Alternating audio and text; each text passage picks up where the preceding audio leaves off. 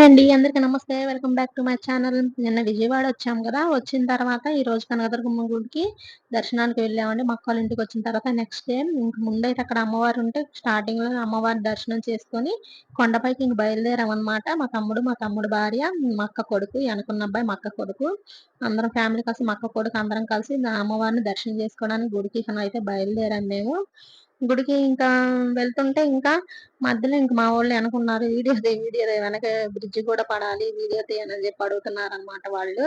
ఇంకక్కడ స్టార్టింగ్‌లో మళ్ళా ఆంజనేయ స్వామి గుడుందండి. ఇంకా ఆ గుడి దగ్గరికి కూడా వెళ్ళి అక్కడ దర్శనం చేసుకుంటున్నాం అనమాట. ఇక్కడ చూడండి ఇక్కడ నుంచి ఎలా కనిపిస్తుందో కృష్ణా నది చాలా బాగుంది. ఫుల్‌గా ఉన్నాయి. వాటర్ అయితే మామూలుగా లేవు. ఫుల్ అన్నమాట. వాటర్ బాగా ఎక్కువగానే ఇటు నుండి నడిచెళ్ళాము. ఇక్కడికి రాగానే ఇక్కడ ఆంజనేయ స్వామి గుడో ఏదో ఉందండి. ఆంజనేయ స్వామి గుడి అనుకుంటా. ఇక్కడ కూడా దర్శనం చేసుకొని దండం పెట్టుకొని కాసేపు ఆ మెట్ల పైన అలా కాసేపు కూర్చున్నాము. చాలా ప్రశాంతంగా ఉంది. కనకదుర్గమ్మ విజయవాడ అంటే నాకు చాలా ఇష్టం అన్నమాట. బాగుంటది విజయవాడ. అక్కడికి ఎళ్లి ఇంక అమ్మవారి దర్శనం మెట్లయితే స్టార్ట్ అయ్యాయి. ఎక్కామన్నమాట ఇంకా. మా మా తమ్ముడు పిల్లలైతే ఇంక చూడండి ఎనక వాడు బుడ్డోడు. చూసారా? ఎక్కడ చూసినా అల్లరని చెప్పాను కదా! వాడినైతే వదిలేశారు. ఇంక వాడు ఆల్రెడీ ఇయన్నీ ప్లేసులు వాడు తిరిగిన ప్లేసులే కాబట్టి వాడికి పెద్ద భయం అనిపించదు. విజయవాడ ఎలాంటోళ్ళే ఎంత కొత్త వాళ్ళైనా సరే ఎళ్లి తిరిగి రావచ్చు. విజయవాడ అంత భయం అనిపించదు. మాకున్న ఏరియాలో విజయవాడ దగ్గరే కాబట్టి మాకంత భయం అనిపించదండి విజయవాడ.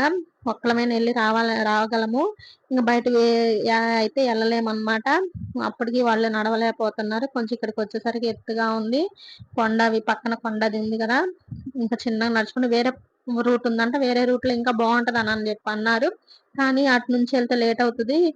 అటు జనం ఎక్కువగా ఉంటారు. అటు కుదరదు. చాలా దూరం నడవాలని చెప్పారు. ఇది షార్ట్ కట్‌లో ఇంక ఇది ముందు నుంచి వచ్చామనమాట. కానీ స్టార్టింగ్ ఫస్ట్ నుంచి విజయవాడ ఇటు నుండే ప్రతి వాళ్ళొచ్చి ఇటు నుండే దర్శనం చేసుకునేది. మళ్ళీ ఇంకొక వైపు అయితే ఇంకో రూట్ ఉందంట. అదైతే మనం చూడలేదు. ఇదే ఫస్ట్ టైం. సరే నేను అటువైపు నుంచి తీసుకెళ్తారేమో అనుకున్నాను. కానీ మా అక్క కొడుకుండి పిన్ని అటు అసలు వెళ్ళలేము. అటు ఫుల్‌గా రష్‌గా ఉంటదని చెప్పారు.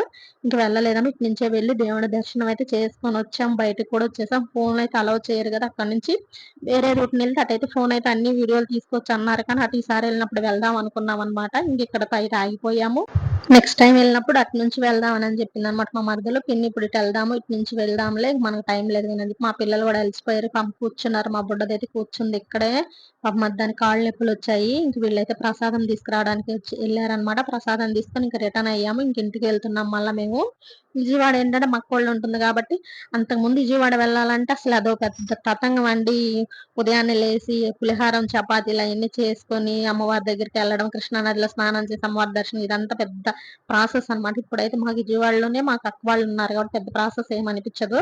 ప్రశాంతం తీసుకొని ప్రశాంతంగా మెట్ల మీద కూర్చొని ప్రశాంతంగా తిన్నామన్నమాట. పులిహారము, లడ్డు, పొంగల్ అయన్నీ కూర్చొని ఇది మొత్తానికి దర్శనం అయితే జరిగిందండి. మా వీడియో గనుక మీకు నచ్చినట్లయితే ఒక లైక్ చేయండి, షేర్ చేయండి. అలాగే కొత్త వాళ్ళు చూస్తున్నట్టయితే ప్లీజ్ నా ఛానల్ సబ్స్క్రైబ్ చేసుకోండి. మర్చిపోకండి. Please subscribe.